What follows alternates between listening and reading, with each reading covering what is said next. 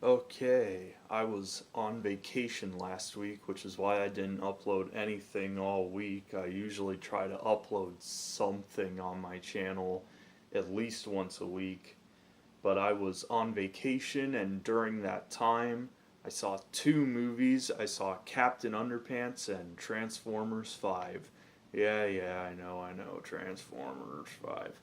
But Captain Underpants was really pleasantly surprising.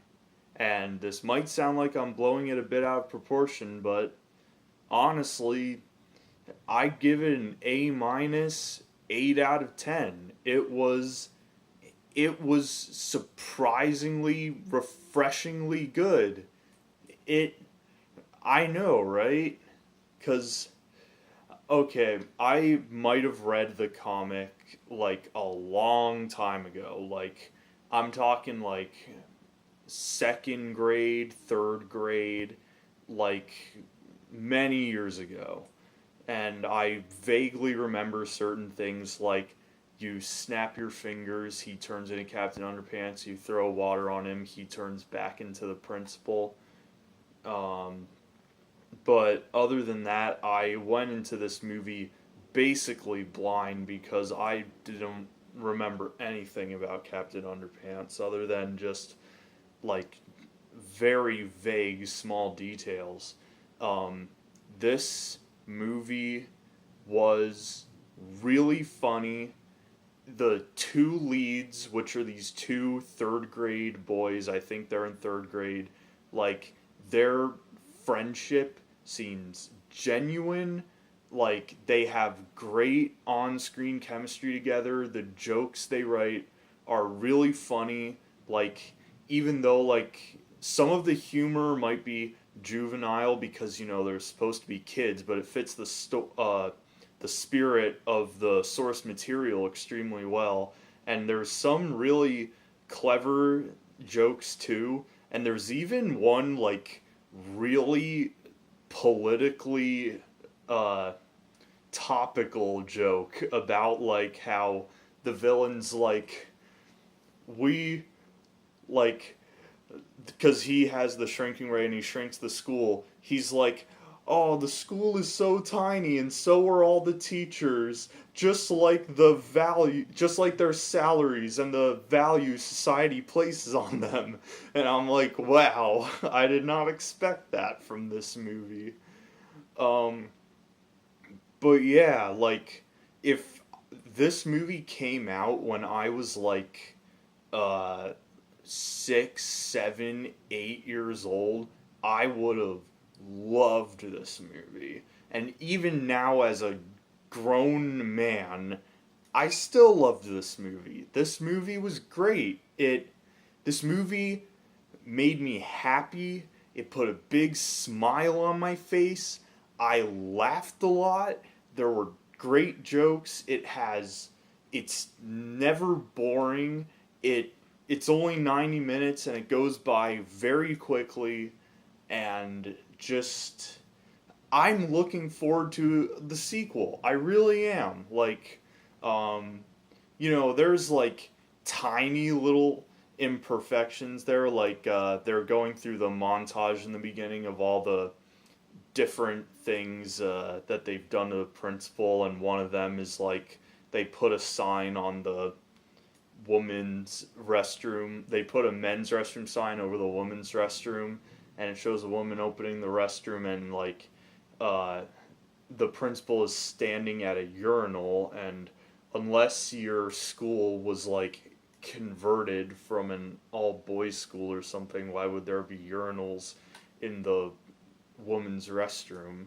But like, regardless of that, like, this movie's animation style is simple, but it matches the tone of the source material and its universe extremely well. And since this is the cheapest DreamWorks movie ever made, from what I hear, like, good for them. Keep making these movies in this universe, in the spirit of the original source material. And in my opinion, DreamWorks will be set because this movie really was genuinely refreshing. Um, Unlike Transformers 5, which was actually the first time I ever went to a dine-in movie theater to see this movie. So I spent like $40 seeing Transformers 5. Like that, the bill was actually more, but just per person it was like $40. Um, but yeah, what else is there to say about it? You're 5 movies in, and just it's not as bad as Age of Extinction or whatever the third one was, Dark of the Moon, I think. Um, it's a slight improvement. Um, there was one scene where they're having exposition and the music is building and the butler robot is at the organ and they're like, hey, stop playing, and then they keep talking and this operatic swell comes up as he's expositing, and like the robot is singing, and they're like, hey, stop singing. So that gives me a glimmer of hope. The It means the Transformers saga is self-aware now. So now that Michael Bay is supposedly not making any more Transformers movies anymore, which I'm honestly surprised he lasted this long, because these movies are just movies he makes to make money. It's not something he makes out of passion, like something like Pain and Gain, which I haven't seen every Michael Bay movie ever, but out of all the Michael Bay movies I have seen, Pain and Gain is probably my favorite, just because it seems like a movie he wanted to make, and it doesn't have all the just stupidness that his lesser movies have. Um, One compliment I will give Michael Bay is he's an excellent filmmaker on a technical level. His movies are usually extremely technically well made. The CGI in this movie is like really awesome. It's the best in the series. It's some of the best on-screen CGI I've ever seen. Like, you can kind of tell they're still like, animated, but even considering that, they still look really great. Um, but the one thing that kept bothering me about this movie, I don't know if the other Transformers movies have it too, but in this movie, the aspect ratio kept changing every other shot. Like, literally, it's not like a Christopher Nolan movie where he changes aspect ratio because he switches from regular film cameras to IMAX cameras. Which honestly, in the Dark Knight trilogy, I never noticed that until someone pointed it out. And just a movie that recently came out, It Comes at Night, where the changing aspect ratio is used for artistic reasons. And honestly, when I was first watching the movie and you're like in the heat of the moment, you don't even notice it. Like, if you're invested in the story and they don't do it very much, you won't notice it. Like, I didn't notice it until after I saw the movie and I read things online about it and people were pointing it out. But literally, in Transformers 5, the aspect ratio changes. Like, it's uh, it's full screen, and then black bars, and then full screen, and then next shot, black bars, and then next shot, full screen, next shot, black bars. And once I noticed it like 5 minutes in, and this is a 2.5 hour movie, and I just kept noticing it all the time, and it was so distracting, and I don't know why it was doing that. And as you would expect from these movies, by now the plot is bullshit.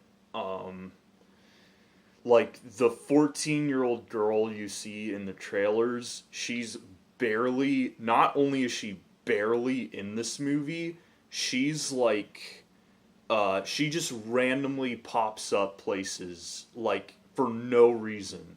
Like first we see her in the ruins of Chicago, then all of a sudden we see her in the junkyard in South Dakota. We don't know how she got there. She's just there. And then at the end of the movie, she's in the V-22 Osprey. And how did she get there? Like, they're off the coast of England or something. How is she there? Like, she serves no purpose in this movie other than to, during the climax, she blows up a gun station or something. Oh, and by the way, the climax of this movie is terrible. Like, the music is so overly dramatic. There's so much slow motion. It's just so bloated.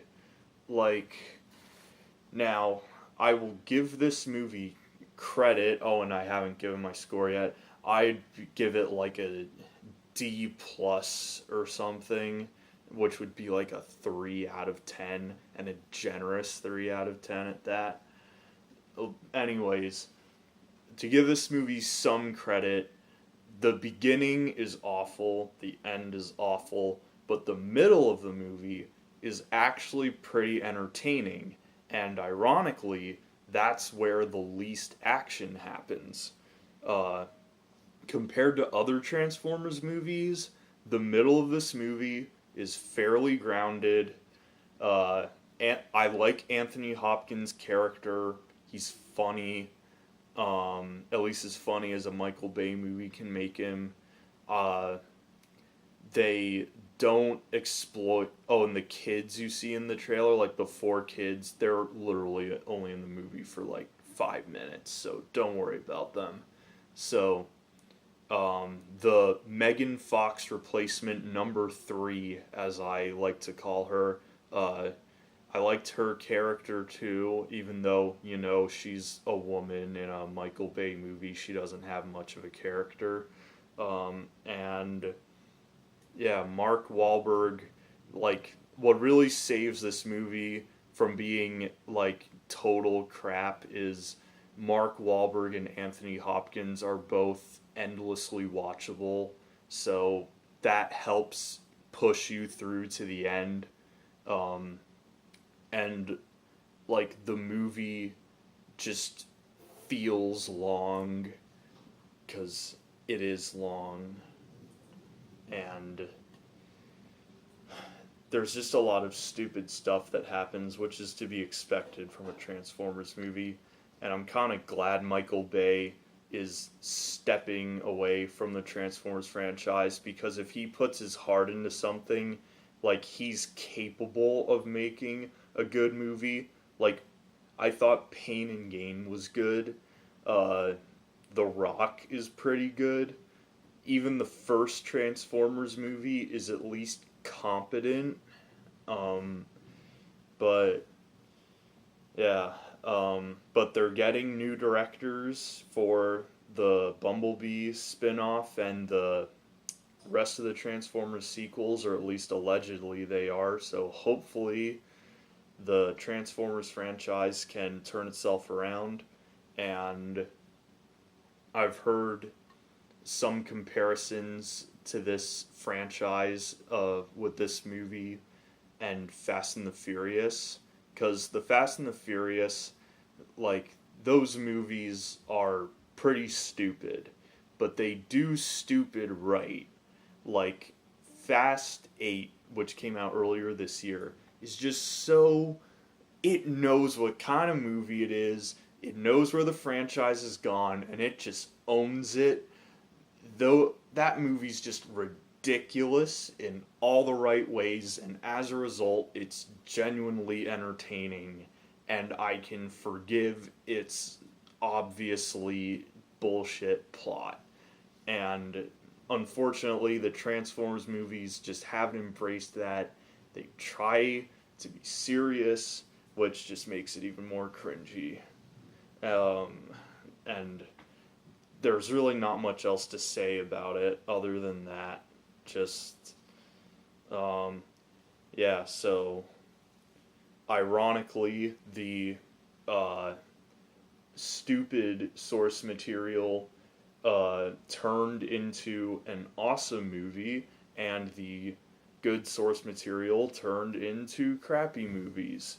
So that is the theme of the two movies I reviewed in this video, I guess.